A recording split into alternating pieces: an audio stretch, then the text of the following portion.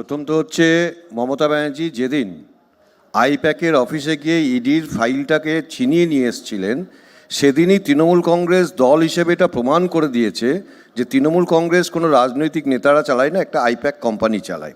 দেখুন, একটা সফল ইভেন্ট কিনা নিঃসন্দেহে সফল ইভেন্ট, কারণ কি সারাদিন পাবলিসিটি পেলো, সব পেলো। বিশ্বদা, আপনি তো সারাদিন সুপ্রিম কোর্টে ছিলেন, কিন্তু আপনি নিজেই, আপনাকে ধন্যবাদ আরেকবার জানাবো যে আপনি বললেন যে মমতা ব্যানার্জি সওয়াল করার কোনো অধিকারই নেই সুপ্রিম কোর্টে, কিন্তু আপনার চ্যানেল নিউজ 18 ফেসবুক পেজে যে হেডিং দিয়েছে, আমি সেটা একবার বলে দিয়ে আমি স্ক্রিনশট নিয়ে রেখেছি।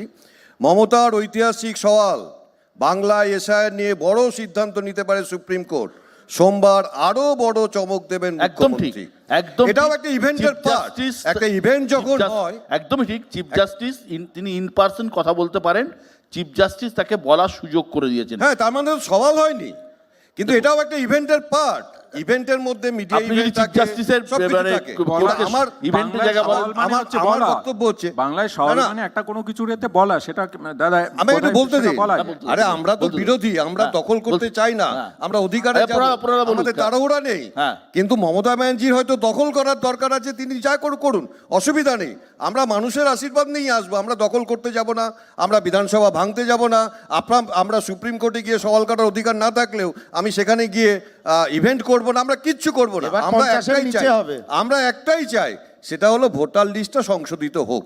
আর এই যেটা বলছেন না, কোনো মুখ্যমন্ত্রী করেননি, কোনো রাজ্যের মুখ্যমন্ত্রী কিন্তু এসআইআর হতে দেবো না এটাও বলেননি, কোনো রাজ্যের মুখ্যমন্ত্রী বলেননি রক্তগঙ্গা বইয়ে দেবো। সমস্ত রাজ্যের মুখ্যমন্ত্রী প্রশাসনিক প্রধান হিসেবে তার প্রশাসনে যা সহযোগিতা করা তাই করেছেন।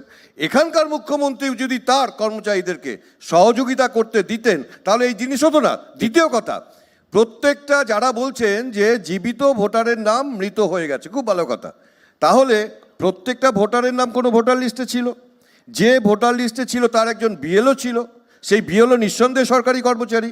প্রত্যেকটা ভোটারের সাথে একজন বিএলএ 2 ছিল। আমরা তো না হয় বিএলও 2 দিতে পারিনি, তৃণমূল কংগ্রেস তো নিশ্চয়ই সব বিএলও 2 দিয়েছিল। তো যে জীবিত ভোটারদের নাম কে বাদ দিল? গণেশ কুমার তো বাদ দেয়নি, তাহলে তো কোনো বিএলও বাদ দিয়েছে। যখন বিএলও বাদ দিচ্ছিল, তাহলে তৃণমূল কংগ্রেসের বিএলএ 2 কি করছিল? আমরা সেগুলো জানতে চাই, তো একটু স্পেসিফিক জানতে চাই যে তৃণমূল কংগ্রেসের বিএলএ 2 কি করছিল।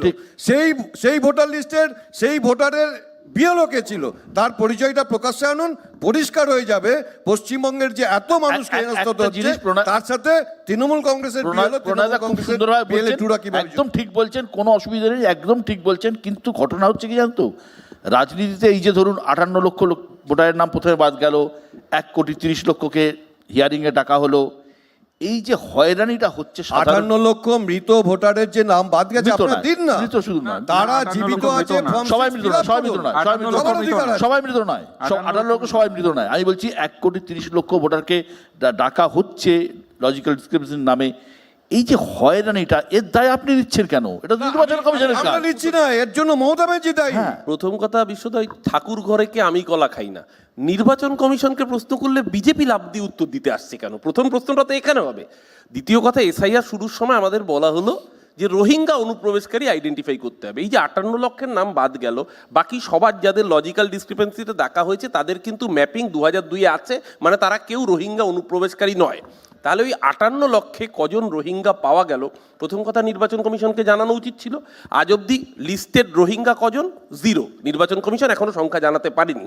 দ্বিতীয় কথা, হঠাৎ করে প্রণয়দা বললেন একটু আগে যে ওই কি ইডি মামলা ইত্যাদি ইত্যাদি। আমরা তো দেখলাম দিল্লি গেছে দিদি, ব্যাক গিয়ারে ইডি। যে ইডি এখানে হাইকোর্টে দৌড়াচ্ছিল এই মামলা তাড়াতাড়ি শুনানি করতে হবে। কালকে যখন মুখ্যমন্ত্রী এফিডেভিট দিয়ে বললেন যে হ্যাঁ আমি গেছি, ইডির অফিসাররা আমার হাতে দিয়ে দিয়েছেন, কারণ ইডি নিজেও জানতো যে তারা গায়ের জোরে তৃণমূলের ডেটা চুরি করতে এসেছিল, হিম্মত হয়নি, বলেছে 7 দিন সময় চেয়ে নিচ্ছি। কেন? আদালতে তো বিচারাধীন আছে। আরে বিচারাধীন তো কালকে প্রিপেয়ার হলেন না কেন? একটা কথা বলে নি, সবাই বলে তো হবে না। আজকে দাঁড়িয়ে একটা কথা খুব পরিষ্কার, 2026-এর এপ্রিল মাসে নির্বাচন, अप्रैल में तो चुनाव जीतेंगे, आज ममता दी ने पूरा देश का दिल जीता। আমি সায়নের কাছে আসবো প্লিজ।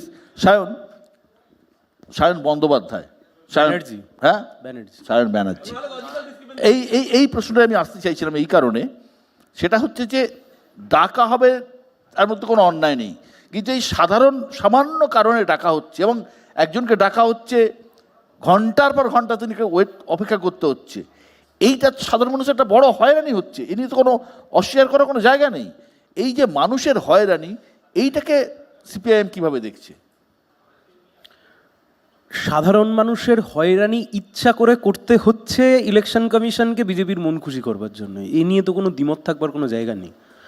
তার কারণ, এবং আপনি কারেক্টলি অ্যাড্রেস করলেন, এই গোটা প্রক্রিয়ায় ধরুন এই যে আজকে স্যার বলছেন যে স্যারের মেয়ের নাম এসছে, তাকে হিয়ারিংয়ে যেতে হয়েছে, এই গোটা বিষয়তে কারুর কোনো প্রশ্নই থাকতো না যদি একটা নর্মাল 2002-এর মতোই প্রক্রিয়া হতো। একদম।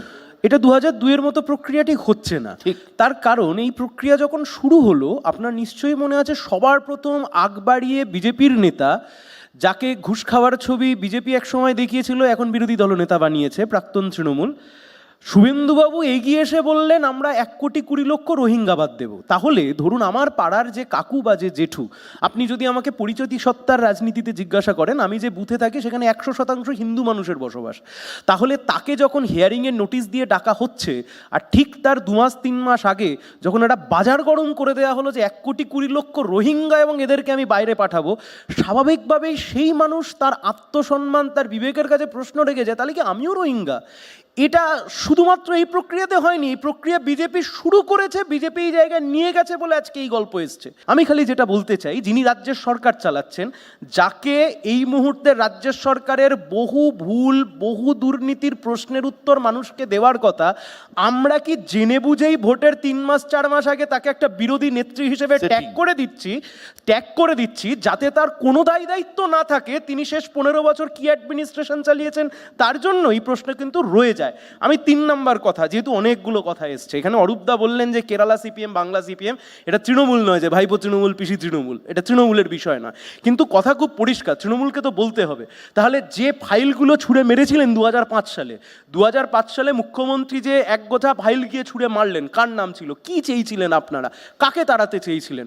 আমি ওই পোডিয়ামে দাঁড়িয়ে যখন প্রশ্ন করলাম এবং বললাম যে বিজেপিকে বাংলার মাটি চিনিয়েছে মমতা বন্দ্যোপাধ্যায়, অরূপদা বলবার সময়তে বললেন 1989 সালে মঞ্চ ভাগ করেছিলাম আমরা, জ্যোতি বসু সেই সময় মঞ্চ ভাগ করেছিলেন। কিন্তু এটা তো ইতিহাসের তথ্য, ইতিহাসে প্রমাণিত যে পশ্চিমবাংলার প্রথম নির্বাচনী সমঝোতা করে যিনি ভোটে লড়েছিলেন তিনি মমতা বন্দ্যোপাধ্যায়, এবং তার সাথে ছিলেন অটল বিহারী বাজপেয়ী, অন্য কেউ নয়। এবং 1992 সালে বাবরি মসজিদ ভাঙবার পরেও তৃণমূল গিয়ে বিজেপির কোলে দোল খেয়েছিল। 2002 সালে গুজরাট দাঙ্গার সময়তেও মমতা বন্দ্যোপাধ্যায় সেই সময়তে শরিক ছিলেন। আজকে যিনি মুসলিম ভাই বোনেদের ভোটটুকু নেওয়ার জন্য নিজে মুসলিম, অর্ধসত্য মিথ্যের থেকেও ভয়ঙ্কর, 1984 নির্বাচনে যে বিজেপির 2জন সাংসদ ছিল, লালকৃষ্ণ আদবানি এবং অটল বিহারী বাজপেয়ী, ওই মিটিং এর পর দেখা গিয়েছিল সারা ভারতে বিজেপি 2 থেকে 90-এ পৌঁছে গিয়েছিল। তাই অর্ধসত্য মিথ্যের থেকেও ভয়ঙ্কর। রাজীব গান্ধীকে হটাতে হবে, রাজীব গান্ধীকে হটাতে হবে, তার জন্য বিজেপিকে অক্সিজেন দিতে হবে। আজকে ইতিহাস বিকৃতি করলে চলবে না।